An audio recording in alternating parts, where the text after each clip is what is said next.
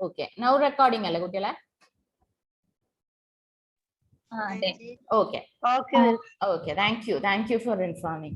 Appo current account transactions കഴിഞ്ഞു. Now we are going on to the capital account transactions. നമുക്ക് എന്താ ചെയ്യേണ്ടത് പറഞ്ഞാൽ നമ്മൾ foreign account transactions നടത്തുന്ന ടൈമിൽ what is required is you should be having a capital account also. RBI is instructing that നമുക്ക് എന്താ ഒരു capital account ഉണ്ടായിരിക്കണം. Any person may sell or draw foreign exchange to or from an authorized person for a capital account transaction. So all the transactions that are taking place regarding the foreign exchange will be done through a capital account. And it is said that the RBI may, in consultation with the central government, specify any class of capital account transactions which are permissible. എത്ര class of capital account transactions ആണ് നമ്മളെ കൺട്രിയിൽ permissible ആയിട്ടുള്ളത് എന്നത് RBI decide ചെയ്യും. എനിക്ക് ഇഷ്ടമുണ്ട് അത്ര transactions capital account use ചെയ്തിട്ട് എനിക്ക് നടത്താൻ പാടില്ല. കാരണം അങ്ങനെ സംഭവിക്കുമ്പോൾ what will happen is that the complete exchange in our country will get transferred to the other country. So what is there is a limit with regard to the number of capital account transactions that can be done according to the instructions of the RBI. അതേപോലെ എത്ര limit of foreign exchange ആണ് transfer ചെയ്യുന്നത് ഇതിന്റെ ലിമിറ്റും ആര് decide ചെയ്യും? RBI decide ചെയ്യും. So here everything related with the transactions of foreign exchange can be done according to the rules of the RBI. RBI is having the complete control over these factors. എനിക്ക് ഇഷ്ടമുണ്ടപ്പോൾ എന്താ ചെയ്യേണ്ട? എനിക്ക് ഇഷ്ടമുണ്ടപ്പം transactions നടത്തുക, എനിക്ക് ഇഷ്ടമുണ്ടത്ര amount transfer ചെയ്യാനുണ്ട് right ഒന്നും നമുക്കില്ല. എല്ലാം നമ്മൾ RBIന്റെ കൺട്രോളിൽ പ്രകാരമാണ് foreign exchange transactions നടത്തുന്നതാ പറയുന്നത്. And there are certain things also which RBI is restricting. RBI എന്താ പറയുന്നത് പറഞ്ഞാൽ transfer or issue of any foreign security by a person resident in India. That is, എനിക്ക് എന്താണ്, ഞാനൊരു റെസിഡന്റ് ഇൻ ഇന്ത്യ ആണ്. I cannot transfer or issue any foreign securities. Transfer or issue of any foreign security by a person resident outside India. Outside India ഒരാൾക്കും എന്താണ് foreign exchange transaction issue transfer ചെയ്യാനുണ്ട് right ഇല്ല. Transfer or issue of any security of foreign security in any branch, office or agency in India of a person resident outside India. ഇവിടെ പറയുന്നത് resident outside ഇന്ത്യക്ക് ഒരാൾക്കും ഇവിടുത്തെ ഒരു നമ്മളെ കൺട്രിയിലുണ്ട് ഒരു സ്ഥലം, ഒരു ബ്രാഞ്ച് ഹോൾഡ് ചെയ്യാനോ ഒരു ഓഫീസ് ഹോൾഡ് ചെയ്യാനോ ഉണ്ട് റൈറ്റ് ഇല്ല. അതേപോലെ പറയുന്നത് എന്താണ് വെച്ചാൽ any borrowings in foreign exchange in whatever form whatever name be called. നമ്മൾ ബോറോയിങ്സ് അല്ലാതെ വേറെ പേരിൽ എന്തെങ്കിലും ഫോറിൻ എക്സ്ചേഞ്ച് ട്രാൻസ്ഫർ ചെയ്യാൻ നോക്കിയാൽ അതും നമുക്ക് RBI റെസ്ട്രിക്ട് ചെയ്യുന്നുണ്ട്.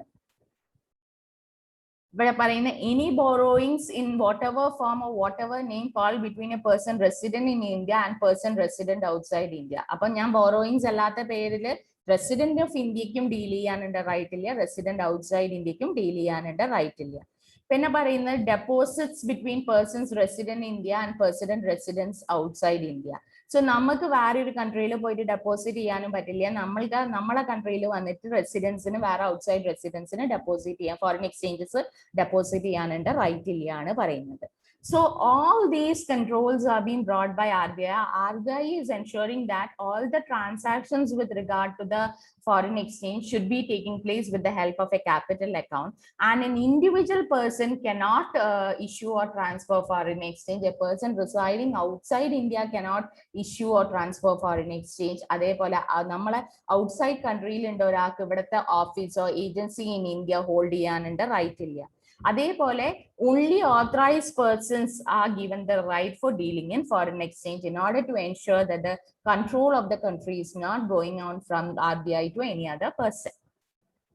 Then one more thing, fifth point il parayna. So first point il nammal dealing in foreign exchange aanu kanda, second holding of foreign exchange aanu vanda, third one is current account transaction, fourth one is capital account transaction.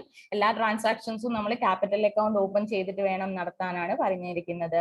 Fifth point പറയുന്നത് ഇവിടെ പറയുന്ന person resident in India may hold, own, transfer or invest in foreign currency, foreign security or any immovable property situated outside India if such currency, security or property was acquired, held or owned by such person when he was a resident outside India or inherited from a person who is resident outside India. If fifth point, you're able to hear me, right, students? Yes, ma'am. Yes, okay, fifth പോയിന്റിൽ എന്താ പറയുന്നത് പറഞ്ഞാല് നമുക്കിപ്പം വേറൊരു കൺട്രിയിൽ നമുക്ക് property hold ചെയ്യാം. പക്ഷെ property hold ചെയ്യാനുള്ള റൈറ്റ് ഉണ്ടാവണമെങ്കിൽ ആ ടൈമിൽ, ആ പ്രോപ്പർട്ടി വാങ്ങിയ ടൈമിൽ നമ്മൾ ആ കൺട്രീന്റെ റെസിഡന്റ് ആയിരിക്കണം. Which means you should be resident outside India. അല്ലെങ്കിൽ നമ്മൾ ആ പ്രോപ്പർട്ടി കിട്ടിയിരിക്കുന്നത് from A person whose A inherited പറയില്ലേ, നമുക്ക് ട്രാൻസ്ഫർ ചെയ്ത് വരില്ലേ property from the person whose A resident outside India. അപ്പൊ ഈ ഒരു ഫിഫ്ത് പോയിന്റിൽ പറയുന്നത് റെസിഡന്റ് ഓഫ് എൻ ഇന്ത്യക്ക് പ്രോപ്പർട്ടി ഔട്ട്സൈഡ് ഇന്ത്യയിൽ ഹോൾഡ് ചെയ്യണമെങ്കിൽ ആ ഒരു പീരീഡിൽ അയാൾ ആ കൺട്രീന്റെ റെസിഡന്റ് ആയിരിക്കണം, or rather he must have got that particular property from the resident outside India. Inherited ആയിട്ട് വേറൊരു റെസിഡന്റ് ഔട്ട്സൈഡ് ഇന്ത്യയിൽ നിന്ന് നമുക്ക് പ്രോപ്പർട്ടി കിട്ടിയാലും നമുക്ക് ഔട്ട്സൈഡ് ഒരു പ്രോപ്പർട്ടി ഹോൾഡ് ചെയ്യാം. അതേപോലെ പേഴ്സൺ ഔട്ട്സൈഡ് ഇന്ത്യക്കും ഇവിടെ പ്രോപ്പർട്ടി ഹോൾഡ് ചെയ്യണമെങ്കിൽ ആ പീരീഡിന്റെ, ദാറ്റ് ഇസ് ആ പ്രോപ്പർട്ടി വാങ്ങുന്ന ടൈമിൽ അയാൾ എവിടുത്തെ റെസിഡന്റ് ആയിരിക്കണം, പുറത്തത്തെ ആള് ഇവിടുത്തെ റെസിഡന്റ് ആയാൽ മാത്രമേ ഉള്ളൂ അയാൾക്ക് ഇവിടുത്തെ ഒരു പ്രോപ്പർട്ടി ഹോൾഡ് ചെയ്യാനോ പറ്റുക. അല്ലെങ്കിൽ അതേപോലെ ഇപ്പം പുറത്തത്തെ ഒരാൾക്ക് ഇവിടുത്തെ ഒരു ഇൻഹെറിറ്റഡ് പേഴ്സന്റെ കയ്യിൽ നിന്ന് പ്രോപ്പർട്ടി കിട്ടുകയാണെങ്കിൽ, ഇപ്പൊ എന്റെ അമ്മയും അച്ഛനും ഇവിടെയാണ് ഉണ്ടത്, ഇന്ത്യയിലാണ് ഉണ്ടത്, ഞാൻ താമസിക്കുന്ന പുറത്തെ രാജ്യത്താണെങ്കിൽ അവരെനിക്ക് ട്രാൻസ്ഫർ ചെയ്ത് തന്നാൽ I be able to get the property.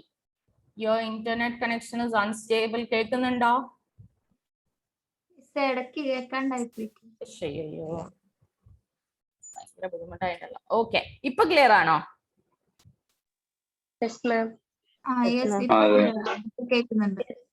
അപ്പൊ അതേപോലെ പറയുന്നത് എന്താണ് വെച്ചാല് പുറത്തത്തെ ഒരാൾക്കും എന്താണ് വേറെ പുറത്തുണ്ട്, that is without prejudice for the provisions of the section, RBI may by regulation prohibit, restrict or regulate establishment in India or branch, office or any place of business by a person resident outside India. Which means a person who's a resident outside India cannot hold a branch or office in India. Okay? അപ്പൊ ഈ കാര്യങ്ങളാണ് പറയുന്നത്. ഇന്ത്യത്തെ ഒരു റെസിഡന്റിന് പുറത്തത്തെ property on ചെയ്യാം, പക്ഷെ ആ പീരീഡിൽ അയാൾ ആ സ്ഥലത്തെ റെസിഡന്റ് ആയിരിക്കണം, അല്ലെങ്കിൽ നമുക്ക് property inherited from the person ആയിട്ട് കിട്ടണം, ഫ്രം പേഴ്സൺ ഔട്ട്സൈഡ് ഇന്ത്യ. അതേപോലെ ഔട്ട്സൈഡ് ഇന്ത്യത്തെ ഒരാൾക്ക് ഇവിടുത്തെ പ്രോപ്പർട്ടി ഹോൾഡ് ചെയ്യണമെങ്കിൽ ആ പീരീഡിൽ അയാൾ ഇവിടുത്തെ റെസിഡന്റ് ആയിരിക്കണം, അല്ലെങ്കിൽ പ്രോപ്പർട്ടി കിട്ടിയിരിക്കുന്ന അവരെ പാരന്റ്സിന്റെ കയ്യിൽ നിന്ന് ഇൻഹെറിറ്റഡ് ആയിട്ടിരിക്കണം. പിന്നെ അതേപോലെ ബ്രാഞ്ചിന്റെ കാര്യങ്ങളും നമ്മളെ പുറത്തുണ്ട് ഒരാൾക്ക് എന്താണ് RBI റെഗുലേഷൻ പ്രകാരം ഇവിടെ ഇന്ത്യയിൽ ഒരു ബ്രാഞ്ചോ ഓഫീസോ ഒന്നും ഹോൾഡ് ചെയ്യാനുള്ള റൈറ്റ് ഇല്ല if you are person residing outside the country. ആ പീരീഡിൽ അയാൾ റെസിഡന്റ് ഓഫ് ഇന്ത്യ ആണെങ്കിൽ ആ പീരീഡിൽ what he can do is he can hold the branch office in his name. Now 8th പോയിന്റിൽ വരുന്നത് export of goods and services. Export of goods പറയുമ്പോൾ international ഫിനാൻസിലോട്ട് പോകുമ്പോൾ what is required is furnish to RBI or such authority a declaration in such form as in the manner as may be specified, contacting rules and correct material particulars including the amount representing the export value. അപ്പൊ ഇവിടെ പറയുന്നത് നമ്മൾ എന്താ ചെയ്യേണ്ടത് പറഞ്ഞാൽ export of goods and സർവീസസിലോട്ട് പോകുമ്പോൾ നമ്മൾ clear ആയിട്ട് RBI-നോട് പറയണം എത്ര എക്സ്പോർട്ട് വാല്യൂന്റെ ഗുഡ്സ് ആണ് നമ്മൾ ഡീൽ ചെയ്യുന്നത്. ഇപ്പൊ ഫുൾ എക്സ്പോർട്ട് വാല്യൂ നമുക്ക് മനസ്സിലായിട്ടില്ലെങ്കിൽ, നമ്മൾ അസർട്ടൈൻ ചെയ്തിട്ടില്ലെങ്കിൽ, what you have to do is you have to find out the current market price and that value have to be given to RBI. So it is very essential that when you're exporting goods and services, you have to furnish to RBI all the information which is required by the RBI for the purpose of ensuring the realization of export proceeds by the exporter. Which means all the documents that has been requested by the RBI should be submitted according to the terms and conditions. So ഇത് 5th, 6th, 7th point അല്ല ട്ടോ. All these are coming under the A point itself. Next വരുന്ന RBI may for the purpose of ensuring that the full export value of goods or such reduced value of the goods as the RBI determines, having regard to the prevailing market condition, is received without any delay, direct the exporter to comply with the requirements as it deems fit. അപ്പൊ RBIക്ക് എന്തൊക്കെയാണ് export ചെയ്യുന്ന ടൈമിൽ എന്തൊക്കെ instructions ആരെ കയ്യിൽ നിന്നൊക്കെ വാങ്ങാം, all these instructions RBIക്ക് കൺസേൺ പാർട്ടീസിന് കൊടുക്കാനുണ്ട് റൈറ്റ് ഉണ്ട് പറയുന്നത്. Which means the entire export activities or export transactions can be done by a person only by getting the right from the RBI, which means a complete control is coming under the RBI. Now 9th point il parayunnathu manner of payment aanu. Ivadiyum parayunnathu endana vechal enganeyanu pay ചെയ്യേണ്ടത് ആരാണ് decide ചെയ്യേണ്ടത്, ഏത് mode of payment ആണ് use ചെയ്യേണ്ടത്, RBI ആണ് decide ചെയ്യേണ്ടത്. അതേപോലെ realisation and repatriation of foreign exchange പറയുന്നത് നമുക്ക് ഫോറിൻ എക്സ്ചേഞ്ച് കിട്ടേണ്ടത് എങ്ങനെയാണ്, how you have to transfer out the foreign exchange, even that has been determined by RBI. So all these 10 points are coming inside the regulations, or rather we can say regulations and management of foreign exchange. ആദ്യം വരുന്നത് എന്താണ്, dealings in foreign exchange ആണ്. പിന്നെ holdings of foreign exchange ആണ്. ഡീലിംഗ്സിൽ ഞാൻ പറഞ്ഞു authorised പേഴ്സൺസിന് മാത്രമേ ഉള്ളൂ പറ്റുക, അൺഓതറൈസ്ഡ് പേഴ്സൺസിനൊന്നും ഫോറിൻ എക്സ്ചേഞ്ചിലോട്ട് ഡീലിംഗ്സ് വരാൻ പറ്റില്ല. സെക്കൻഡ് വണ്ണിൽ എന്താ പറഞ്ഞ, ഹോൾഡിംഗ്സ് ഓഫ് ഫോറിൻ എക്സ്ചേഞ്ചിന്റെ കാര്യങ്ങൾ പറഞ്ഞു. No person in India hold ചെയ്യാനോ അക്വയർ ചെയ്യാനുണ്ട് റൈറ്റ് ഇല്ല. കറന്റ് അക്കൗണ്ട് ട്രാൻസാക്ഷൻസ് പറഞ്ഞാൽ നമ്മൾ ഫോറിൻ എക്സ്ചേഞ്ച് ട്രാൻസാക്ഷൻസിലോട്ട് പോകുമ്പോൾ നമ്മൾ എന്ത് ചെയ്യണം പറഞ്ഞാൽ you have to open a current account പറയുന്നത്. പിന്നെ ക്യാപിറ്റൽ ട്രാൻസാക്ഷൻസ് RBI എല്ലാ ട്രാൻസാക്ഷൻസും ക്യാപിറ്റൽ അക്കൗണ്ട് വഴിയേ ഉള്ളൂ അലൗ ചെയ്യുന്നത്. അതേപോലെ പുറത്തത്തെ ആൾക്കാർക്കൊന്നും ഒരു പ്രോപ്പർട്ടി ഹോൾഡ് ചെയ്യാനുള്ള റൈറ്റ് ഇല്ലയാണ് പറയുന്നത്. അതേപോലെ ട്രാൻസ്ഫർ ചെയ്യാനുള്ള റൈറ്റും RBI കൊടുക്കുന്നില്ല. Everything have to be done according to the rules and regulations that is been fixed by RBI. The next one is person resident in India എന്താണ്, they can hold out the property. അതേപോലെ ഇവിടെ ഇന്ത്യയിൽ ഉണ്ട് ഒരാൾക്ക് പുറത്തത്തെ property hold ചെയ്യാൻ right ഇല്ല, പക്ഷെ അയാൾ ആ ഒരു പീരീഡിൽ അവിടുത്തെ റെസിഡന്റ് ആണെങ്കിൽ he can hold the property. The next one ഇവിടെ പറയുന്നത് എന്താണ് വെച്ചാൽ person resident outside India എന്താണ് can hold out a property in India, പക്ഷെ ആ ഒരു പീരീഡിൽ അയാൾ ഇവിടുത്തെ റെസിഡന്റ് ആയിരിക്കണം. And RBI is having the complete right for regulating, prohibiting and restricting the foreign exchange inside the country. അതേപോലെ എക്സ്പോർട്ട് ഓഫ് ഗുഡ്സ് ആൻഡ് സർവീസസിനെ പറ്റി ഞാൻ പറഞ്ഞു. പിന്നെ മാനർ ഓഫ് പേയ്മെന്റ് RBI പറയണം പറഞ്ഞു. Realisation and repatriation of foreign എക്സ്ചേഞ്ചിന്റെ കാര്യങ്ങൾ ആരാ പറയുന്നത്, RBI ആണ് പറയുന്നത്. You are able to hear me, right? Yes. Okay. Yes, ma'am. Okay, now we are going on to the other provisions that is coming. Other provisions il first thana vannirikkunnathu varnal it is foreign currency account.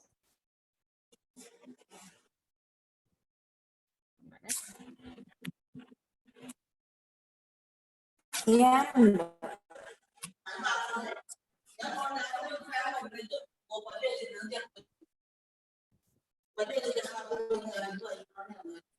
Just a minute, running account facility. അപ്പൊ നമ്മൾ ഇനി other പ്രൊവിഷൻസിലോട്ടാ വരുന്നത്. Other പ്രൊവിഷൻസിൽ first തന്നെ വരുന്നത് foreign currency account, പിന്നെ agency commission, trade discount is coming, export claims is coming, other remittance is coming. അപ്പം we will see what is foreign currency account. Foreign currency അക്കൗണ്ടിൽ പറയുന്നത് persons resident in India including exporters are allowed to open and maintain foreign currency account in India or outside India, which means നമുക്ക് എന്താണ് residents of India, exporters ഇല്ലേ, Indian residents ആണ്, പക്ഷെ export ആരാ സംസാരിക്കുന്നത്, ശ്രുതിയാണോ? ശ്രുതി. Okay, അപ്പൊ ഫോറിൻ കറൻസി അക്കൗണ്ടിന്റെ കാര്യം പറയുകയാണെങ്കിൽ ഇവിടെ എന്താ പറഞ്ഞിരിക്കുന്നത് പറഞ്ഞാൽ എക്സ്പോർട്ടേഴ്സ്, ഞാൻ പറഞ്ഞു ഇൻഡിവിജ്വൽ റെസിഡൻസ് ആണെങ്കിൽ I cannot deal with the foreign currency, പക്ഷെ ഇവിടെ എക്സ്പോർട്ടർ ആണെങ്കിൽ ആര് റൈറ്റ് കൊടുക്കുന്നുണ്ട്, India is giving out the right to the exporters for dealing in foreign currencies. And it is also said that exporters are permitted to maintain an exchange earners foreign currency account in India. So what they can do is അവർക്ക് foreign exchange currency ആയിട്ട് deal ചെയ്യണമെങ്കിൽ അവർക്ക് ഇങ്ങനത്തെ ഒരു EEFC പറഞ്ഞൊരു account, currency account ഇന്ത്യയിൽ maintain ചെയ്യാതാ മതി. So foreign currency account ആർക്ക് maintain ചെയ്യാ, persons residents in India but including the exporters. വെറും റെസിഡന്റ് ആയാൽ മാത്രം പോരാ, I should also be an exporter in goods and only then I will be having the right of maintaining the EEFC account in India. അതാണ് first foreign currency account.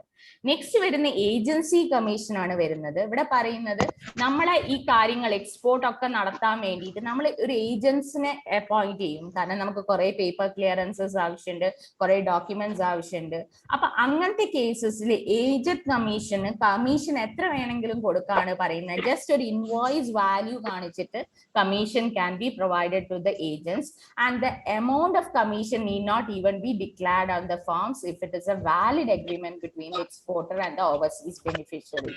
ഞാൻ പറഞ്ഞു നമുക്ക് വേണമെങ്കിൽ ഏജൻസിനെ appoint ചെയ്യുക. ഏജൻസിനെ അപ്പോയിന്റ് ചെയ്യുന്ന ടൈമിൽ അവർക്ക് എന്താ ചെയ്യാ പറഞ്ഞാൽ അവർക്ക് എത്ര കമ്മീഷൻ വേണമെങ്കിലും കൊടുക്കുക. കമ്മീഷന്റെ എമൗണ്ട് വരെ നമ്മൾ എവിടെ ഡിക്ലെയർ ചെയ്യേണ്ട, ഒരു ഡോക്യുമെന്റ്സിലും ഡിക്ലെയർ ചെയ്യേണ്ട ആവശ്യമില്ല.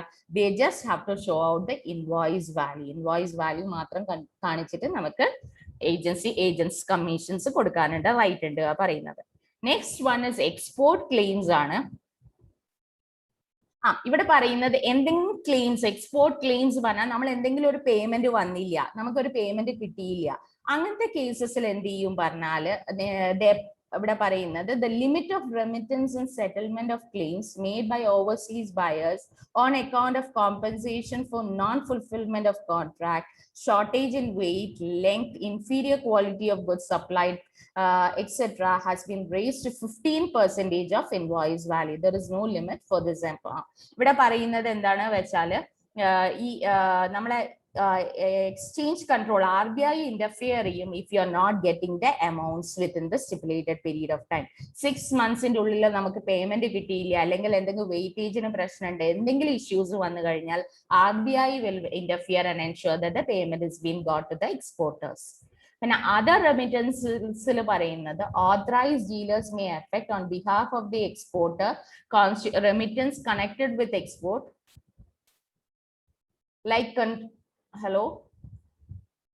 like controlling charges, expenses incurred on dishonored, unaccepted bills, legal expenses relating to trade disputes, but testing charges, etc. ആണ് പറയുന്നത്. Exporters are expected to submit supporting documents for these remittance. വേറെ എന്തെങ്കിലും റെമിറ്റൻസോ വേറെ എന്തെങ്കിലും കാര്യങ്ങളോ എന്തെങ്കിലും എക്സ്പെൻസസ് ഇൻകർ ചെയ്യാണ്, പിന്നെ ലീഗൽ എക്സ്പെൻസസ് വരികയാണെങ്കിൽ ഈ ഇതിന്റെ ഡോക്യുമെന്റ്സ് ഒക്കെ നമ്മൾ കൺസേൺ അതോറിറ്റീസിന് സബ്മിറ്റ് ചെയ്യേണ്ട ഡ്യൂട്ടി ഉണ്ട് ആണ് പറയുന്നത്. സോ ഇവിടെ നമ്മൾ കണ്ടിരിക്കുന്നത് പറഞ്ഞാൽ അതർ പ്രൊവിഷൻസിനാണ്. അതർ പ്രൊവിഷൻസിൽ ഫസ്റ്റ് തന്നെ വരുന്നത് ഫോറിൻ കറൻസി അക്കൗണ്ട്. ഞാൻ പറഞ്ഞു resident in India whose an exporter can maintain a foreign account currency in India. അതേപോലെ എന്താ പറഞ്ഞ ഏജൻസി കമ്മീഷൻസിൽ പറഞ്ഞു നമ്മുടെ ഒരു ഏജന്റിന് നടുവിൽ വർക്ക് ചെയ്യാണ് for carrying out the transactions. Even then an ഏജന്റിനും എന്ത് ചെയ്യുക, ഏജന്റിന് എത്ര ക്യാഷ് വേണമെങ്കിൽ കൊടുക്കുക, അതിന്റെ ഇൻവോയ്സ് വാല്യൂ മാത്രം കാണിച്ചാൽ മതി. You don't have to show the correct value that you are giving to the agents. അതേപോലെ എക്സ്പോർട്ട് ക്ലെയിംസ് പറയുകയാണെങ്കിൽ RBI ഇന്റർഫിയർ ചെയ്യും. നമുക്ക് എന്തെങ്കിലും എക്സ്പോർട്ട് 60 ഡേയ്സിന്റെ ഉള്ളിൽ പേയ്മെന്റ് കിട്ടിയില്ലെങ്കിൽ അതർ റെമിറ്റൻസസ് RBI എന്താണോ പറയുന്നത് അതിന്റെ പ്രകാരമാണ് ട്രേഡ് ഡിസ്പ്യൂട്ട്സും ടെസ്റ്റിംഗ് ചാർജസും ഒക്കെ സെറ്റിൽ ചെയ്യാണ് പറയുന്നത്. So all these are coming under other provisions. ഇനി വരുന്ന കാര്യം പറഞ്ഞാൽ എക്സ്പോർട്ട് ഡിക്ലറേഷൻ ഫോം. ഹലോ, കേൾക്കുന്നില്ലേ? കേൾക്കുന്നുണ്ട്. എന്തോ ഒരു ഡിസ്റ്റർബൻസ് വന്നു. ഞാൻ വിചാരിച്ചു ധന്യ എന്തോ ഹാൻഡ് റൈസ് ചെയ്തിട്ടുണ്ടല്ലോ, ധനിക്ക് എന്താ പറയാനുണ്ടോ? ധന്യായം.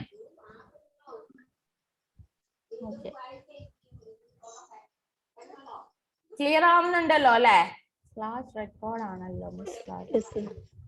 ഓക്കെ, ഇനി പറയുന്ന എന്തൊക്കെ ഡോക്യുമെന്റ്സ് ആണ് നമ്മൾ എക്സ്പോർട്ട് ഡിക്ലറേഷൻ ഫോംസ് ആണ് സബ്മിറ്റ് ചെയ്യേണ്ടത് പറയുന്നത്. So it is said that all the exporters to which the requirements of declaration applies must be declared on appropriate forms, which means appropriate forms have to be submitted.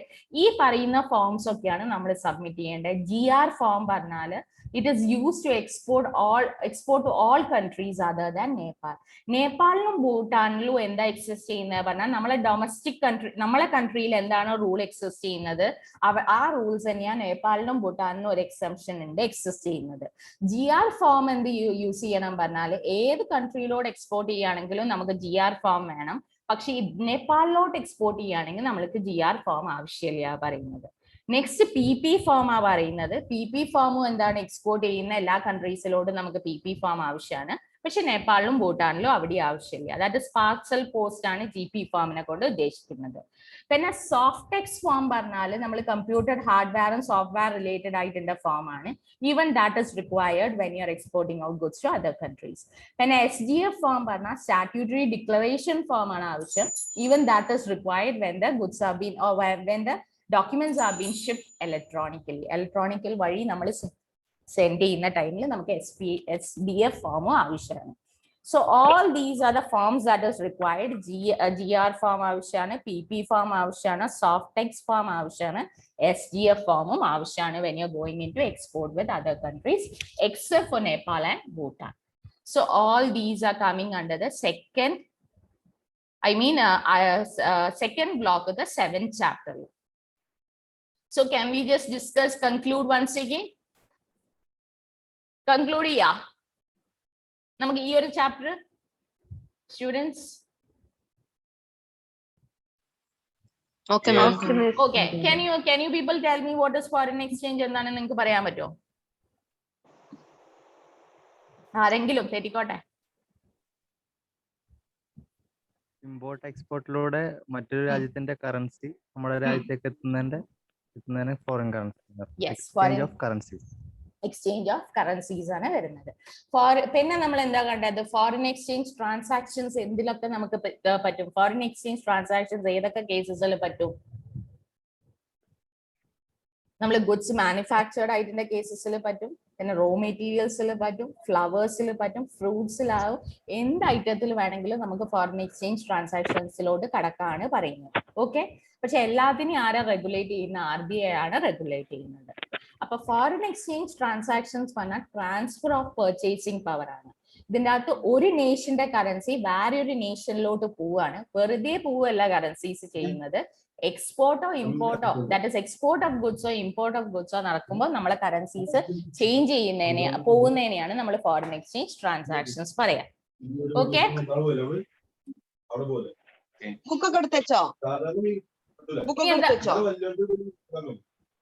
ഇനി എന്താ നമുക്ക് objectives പറയൂ.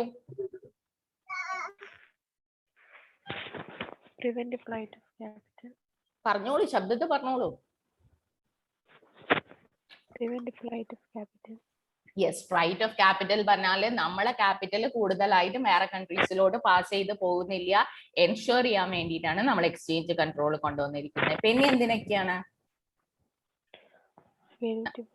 International communities കഴിയുമെന്ന് നമുക്ക് എന്തെങ്കിലും ഫണ്ടൊക്കെ കിട്ടുമ്പോൾ ചിലപ്പോൾ നമ്മൾ ഫോറിൻ എക്സ്ചേഞ്ചസ് ട്രാൻസ്ഫർ ചെയ്യേണ്ടി വരും. സോ ഇന്റർനാഷണൽ കമ്മ്യൂണിറ്റീസിന്റെ കയ്യിൽ നിന്ന് നമുക്ക് ഫോറിൻ എക്സ്ചേഞ്ച് കിട്ടാൻ വേണ്ടി some reserve have to be maintain in India. പിന്നെ ഡൊമസ്റ്റിക് കറൻസിയുടെ വാല്യൂ കുറയാതെ നിൽക്കാൻ വേണ്ടിയിട്ടും അതേപോലെ എക്സ്റ്റേണൽ എക്കണോമിക് പ്രഷേഴ്സ് ഇല്ലാതെ നിൽക്കാൻ വേണ്ടിയിട്ടുമാണ് നമ്മൾ എക്സ്ചേഞ്ച് കൺട്രോൾ കൊണ്ടുവന്നിരിക്കുന്നത്. Students, I hope you are getting me right. ഈ ടൈമിൽ നിങ്ങൾക്ക് അൺമ്യൂട്ട് ചെയ്തിട്ട് you can come along with me. ഇപ്പൊ നിങ്ങൾ സംസാരിക്കുന്നതിന് ഒരു പ്രശ്നവുമില്ല കൺക്ലൂഡ് ചെയ്യുന്ന ടൈമില്.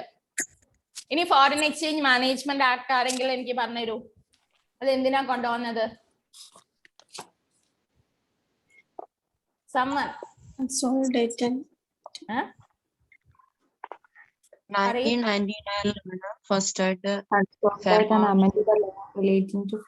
ഉറക്കെ പറയൂ, എനിക്ക് ക്ലിയർ ആവുന്നില്ല. ഫോറിൻ എക്സ്ചേഞ്ച് മാനേജ് ചെയ്യാൻ വേണ്ടിട്ട് 1999 ഫോറിൻ എക്സ്ചേഞ്ച് മാനേജ് ചെയ്യാൻ വേണ്ടിയിട്ടാണ് കൊണ്ടുവന്നിരിക്കുന്നത്. അതിൻ്റെ അത് 7 ചാപ്റ്റേഴ്സ് ഉണ്ട്. നമ്മൾ ഏത് ചാപ്റ്ററിലോട് ഫോക്കസ് ചെയ്യുന്നത്? സെക്കൻഡ് ചാപ്റ്ററിൽ മാത്രമാണ് ഫോക്കസ് ചെയ്യുന്നത്. സെക്കൻഡ് ചാപ്റ്ററിൽ എന്തൊക്കെയാ വരുന്നത്? ഫസ്റ്റ് തന്നെ dealings in foreign exchange. Dealings in foreign എക്സ്ചേഞ്ചിൽ ഞാൻ എന്താ പറഞ്ഞത്? എന്താ ഡീലിംഗ്സ് ഇൻ ഫോറിൻ എക്സ്ചേഞ്ച് പറഞ്ഞാല്? ഓതറൈസ് പേഴ്സൺ ആയിരിക്കണം. ഔട്ട്സൈഡ് ഇന്ത്യത്തെ ഒരാൾക്കും ഇവിടെ ഒരു പേയ്മെന്റ്. പിന്നെ ഇൻസൈഡുള്ള ആൾക്ക് ഔട്ട്സൈഡുള്ള കറൻസി ഡീൽ ചെയ്യാൻ കഴിയും. യെസ്. പിന്നെ ഹോൾഡിംഗ്സ് ഓഫ് ഫോറിൻ എക്സ്ചേഞ്ച് പറഞ്ഞാൽ എന്താ? ഒരു ഇന്ത്യൻ പേഴ്സണും റെസിഡന്റ് മാത്രമായിരിക്കുന്ന ഒരാൾക്ക് ഫോറിൻ എക്സ്ചേഞ്ച് കൺട്രോൾ ചെയ്ത് വെക്കാനുള്ള റൈറ്റ് ഇല്ല. പിന്നെ കറന്റ് അക്കൗണ്ട് ട്രാൻസാക്ഷൻസിൽ എന്താ ഞാൻ പറഞ്ഞേ? കറന്റ് അക്കൗണ്ട് ഉണ്ടായിരിക്കണം. യെസ് കറണ്ട് അക്കൗണ്ട് ആവശ്യമാണ്. RBIന്റെ കൺട്രോളിലാണ് ഈ കാര്യം. അതെ. പിന്നെ വരുന്ന ക്യാപിറ്റൽ അക്കൗണ്ട് ട്രാൻസാക്ഷൻസ് ആണ്. നമ്മൾ RBIന്റെ കൺട്രോളിൽ വേറൊരു ക്യാപിറ്റൽ അക്കൗണ്ട് ട്രാൻസാക്ഷൻസ് കൂടിയാണ് നമ്മൾ ഫണ്ട് ഫോറിൻ എക്സ്ചേഞ്ച് ട്രാൻസ്ഫർ ചെയ്യുന്നത്. യെസ് ഇവിടെ പറയുന്നത് എന്താണ് നമ്മൾ കേൾക്കുന്നില്ലല്ലോ, സ്റ്റക്ക് ആവുന്നു. അതെയോ സ്ലോ ആയിട്ട് കേൾക്കുന്നത്. അതെയോ ഓക്കെ 1 minute. ക്ലിയർ ആവുന്നു.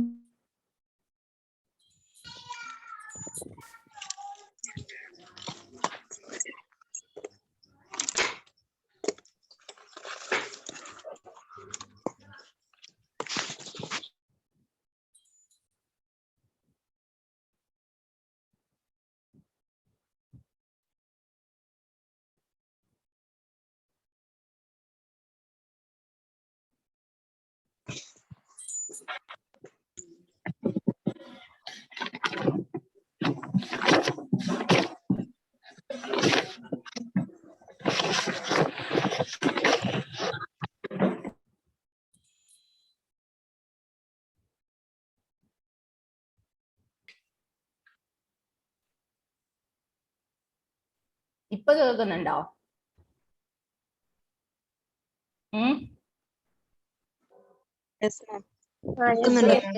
ഇപ്പൊ ക്ലിയർ ആണോ? എന്താണ് ക്ലിയർ ആവുന്നുണ്ട്. ഇപ്പൊ ക്ലിയർ ആവുന്നുണ്ട്. ഓക്കെ ഓക്കെ ഓക്കെ സ്ക്രീൻ കാണാലോ അല്ലേ?